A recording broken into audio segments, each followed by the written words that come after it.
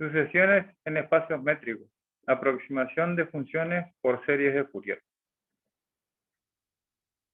La ley de sucesión dice que hay veces en que los números están ordenados, digamos, no tienen ninguna relación con el lugar que ocupan. Esto pasa con los dorsales de los atletas en la carrera de atletismo. Pero en otras ocasiones responden a una secuencia definida.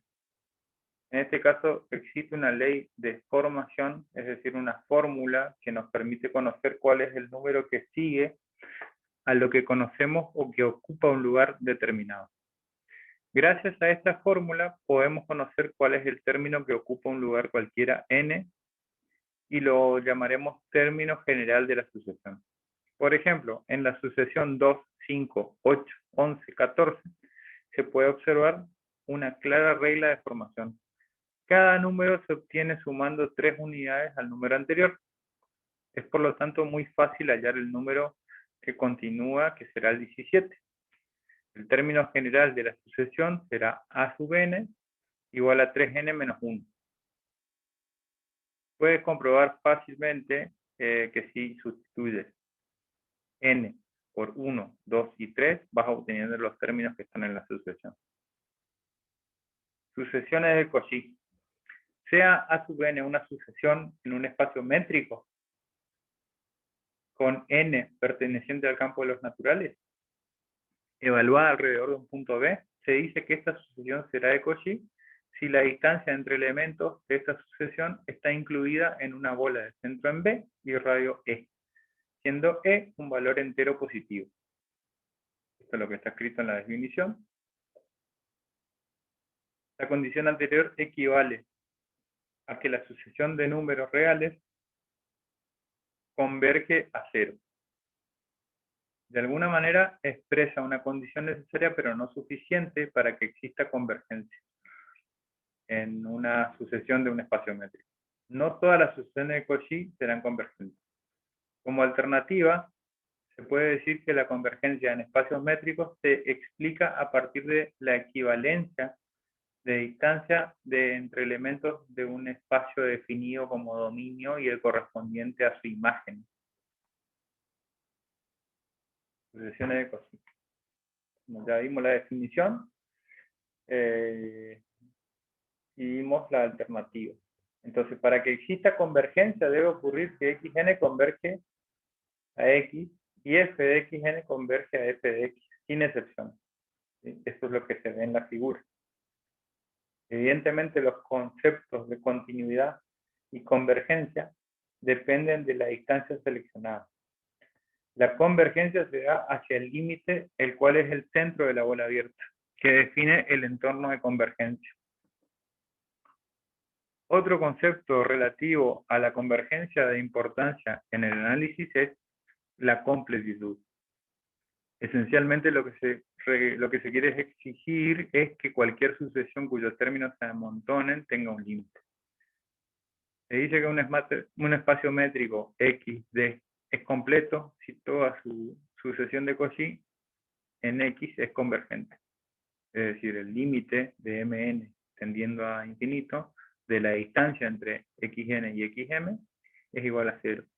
Por lo tanto, existe el límite de x de la sucesión cuando n tiende a infinito. Desde el punto de vista topológico, la compacidad que definiremos y estudiaremos en un próximo capítulo es una propiedad más fuerte y más natural, por lo tanto nos limitaremos a establecer un conocido resultado probado en 1922 por S. Banach y dar un ejemplo sin profundizar en los detalles. Teorema. Sea X un espacio métrico con distancia D y sea una función que se aplica en este espacio métrico, ¿sí?, de tipo contractiva. Esto es tal que existe un valor C entre 0 y 1 con distancia entre imágenes menor o igual que C por la distancia entre dominios, ¿sí?, para xy pertenecientes al espacio métrico. Entonces, cualquier x0 perteneciente al espacio métrico, ¿sí?, para cualquier x0 perteneciente al espacio geométrico, la sucesión x1 igual a f de x0, x2 igual a f de x1, x3 igual a f de x2, x4 igual a f de x3. Converge al único punto de x que queda fijo por este. Ahí está el enlace al pie de página. Existen formas o métodos para lograr aproximaciones a una función de relativa y elevada complejidad, o quizás en principio desconocida. Solo se conocen pares de valores. La expresión siguiente muestra la aproximación de funciones por series de Taylor, siendo una serie una sumatoria de monomios que convergen en forma aproximada a la función buscada. N representa el orden del polinomio, depende de la precisión. Y x0 representa un punto alrededor del cual se intenta aproximar la función mencionada mediante la serie Taylor. Se suele decir que el polinomio está cerrado en x0. F de n representa la derivada de orden n de la función en el punto evaluado. El teorema de Taylor es una generalización del teorema del valor medio de Lagrange. Cuando aplicamos el teorema de Taylor, usualmente dejamos fijo al punto A y tratamos a B como variable. La fórmula de Taylor es más fácil de escribir en esta situación si cambiamos la variable B de definición formal, y en la figura se puede observar gráficamente el aporte de cada término, ¿sí?, de la serie y cómo en la sumatoria se va aproximando al valor que toma la función en el punto evaluado. Ahí vemos en la imagen órdenes 0, 1, 2, 3 y 4 y cómo cada uno va aportando, digamos, para la función integral. Podemos decir de manera informal que la fórmula, ¿sí?, se obtuvo sobre la base de la fórmula de interpolación de Newton para un número infinitamente grande de pasos y trabajando con números infinitamente grandes e infinitamente pequeños. Desde su descubrimiento, la fórmula de Taylor ha proporcionado un método potente para solucionar distintos problemas del análisis matemático, como pueden ser el cálculo de límites indeterminados, discusión general del problema de máximos y mínimos, desarrollo en serie de funciones trascendentes y procedimientos numéricos de aproximación de tales funciones. En general, la teoría de polinomios de Taylor infinitos se puede considerar como parte de la teoría de las funciones analíticas, muy importante dentro del análisis matemático del siglo XIX. Las funciones periódicas que se presentan en problemas prácticos con frecuencia son bastante complicadas, y es deseable representarlas en términos de funciones periódicas simples. Se verá casi cualquier función periódica f de t de periodo 2π que aparezca en las aplicaciones. Por ejemplo, con relación a vibraciones. Puede representarse por una serie trigonométrica, la cual se denominará serie de Fourier de f.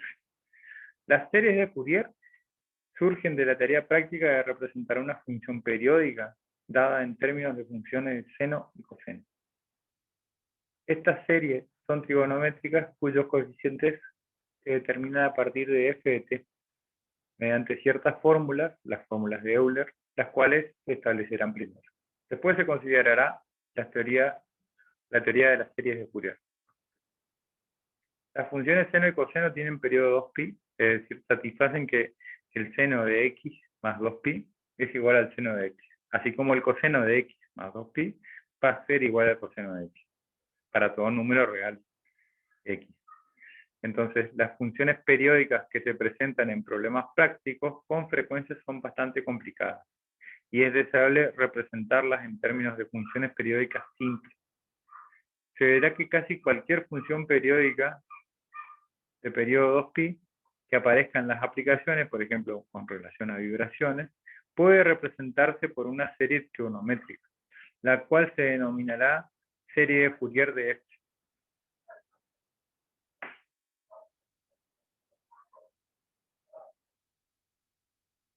Entonces acá vemos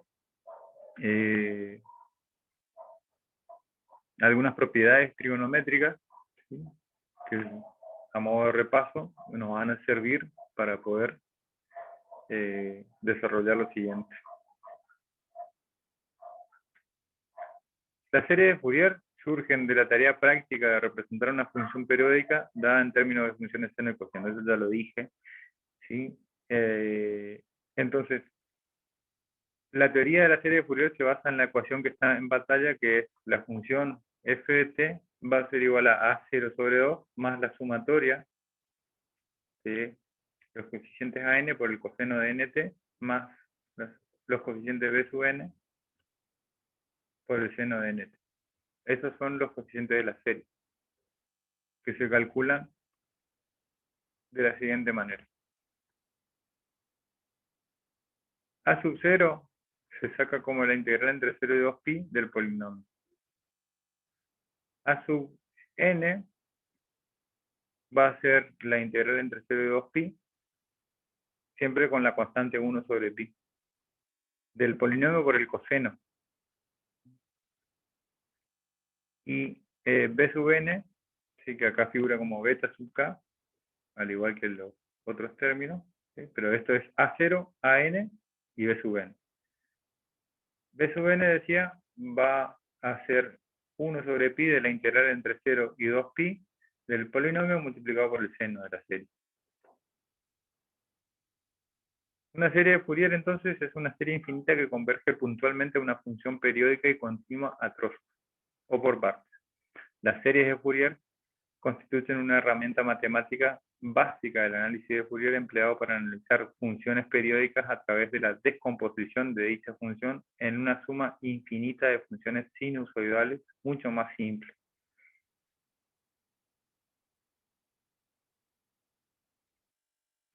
La forma de calcular, lo hemos visto, acá figura ya con otra nomenclatura, pero representan la misma integral, solamente que en este caso, fíjense que el entorno de la integral varía de menos pi a pi. ¿Sí? En realidad es lo que está haciendo es desplazar nomás, pero está tomando la misma distancia.